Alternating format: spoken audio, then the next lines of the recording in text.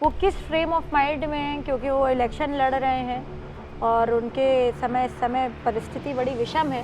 बड़ों का कुछ जो है वो कर देना चाहिए, छूट दे देनी चाहिए क्योंकि उनकी पार्टी को सिंबल भी नहीं मिला और वो सपा के चुनाव पर लड़ रहे हैं साइकिल पर। है मेरा समर्थन किया है और हमेशा मुझे बड़ा प्रोग्रेसिव अप्रोच रही है।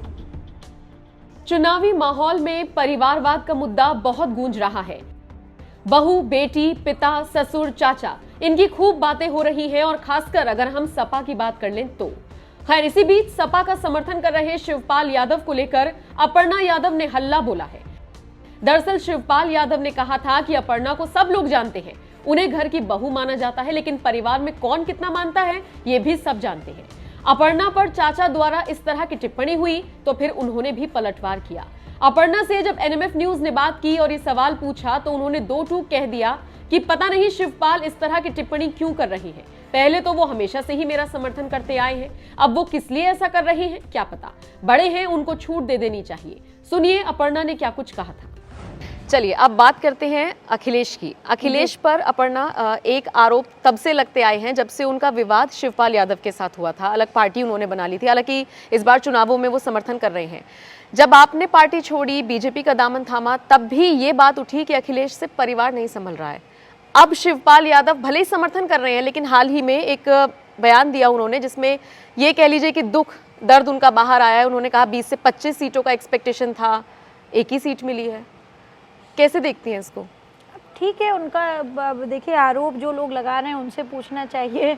हमने तो उन पे कोई आरोप नहीं लगाया है। शिवपाल आपको लेकर भी तो टिप्पणी कर चुके हैं ना। वो अब क्यों कर रहे हैं? उन्होंने तो हमेशा जो है मेरा समर्थन किया है और हमेशा मुझे बड़ा प्रोग्रेसिव अप्रोच रही है उनकी।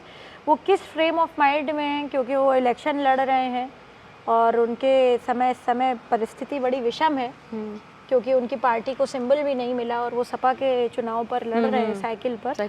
तो क्यों उन्होंने ऐसा बोला, ये तो देखिए राजनीतिक गतिविधियां इस तरह की होती रहती हैं। वरना वो देखिए बड़े हैं मेरे, एक राजनीति को छोड़ दीजिए, बड़े हैं, उनका आदर है मेरे मन में। ठीक है, बड़ों का कुछ जो है वो कर देना चाहिए, छूट दे देनी चाहिए। अच्छा, आपने कहा कि आप राष्ट्रवाद के लिए आई हैं बीजेपी, इसलिए आपने ज्वाइन किया। एक सवाल यहाँ पर ये भी उठता है कि सपा में रहते हुए भी आप जनता की सेवा कर सकती थी।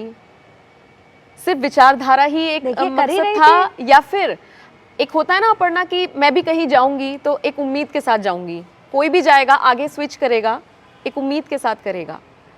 क्या उम्मीद थी? वो उम्मीद टूटी। राष्ट्र से बड़ी उम्मीद हो सकती है किसी भी युवा के लिए। आपके लिए कोई इरादा नहीं था कि मुझे भी किसी सीट से टिकट मिले? पहनने के लिए कपड़ा है, खाने के लिए रोटी है और अपर्णा यादव को सेवा करनी थी। मैं वहाँ भी कर रही थी क्योंकि यहाँ पे राष्ट्र की बात थी, इसलिए मैं यहाँ। Simple is the theory. तो अब लोगों ने कहना शुरू कर दिया है कि अगर ही लगाऊंगी क्योंकि मैं पत्रकार हूँ, बीजेपी की वापसी होती है, योगी सरकार बनती है तो कैबिनेट मंत्री आपको बनाया जा सकता है, ये खबरें हैं। देखिए, अगर आशीर्वाद मिलेगा मेरे शीर्ष नेतृत्व का तो क्यों नहीं जिम्मेदारी उठाएंगे। बाकी सब कुछ मैं शीर्ष नेतृत्व पे छोड़ चुकी हूँ, जैसा वो कहेंगे वो कर रही हूँ। अभी उन्होंने जो जिम्मेदारी जिलों की दी है मुझे प्रचार करने की, प्रसार करने की, वो मैं कर रही हूँ। मैं पूर्ण निष्ठा के साथ अपनी पार्टी के साथ हूँ जी।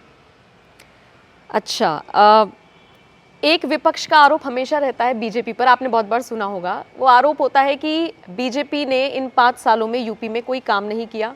लगता तो मोदी सरकार पर भी आरोप कि कुछ काम नहीं हुआ, सब प्राइवेटाइज कर दिया, मंदिर मस्जिद के ये मुद्दे रह गए हैं।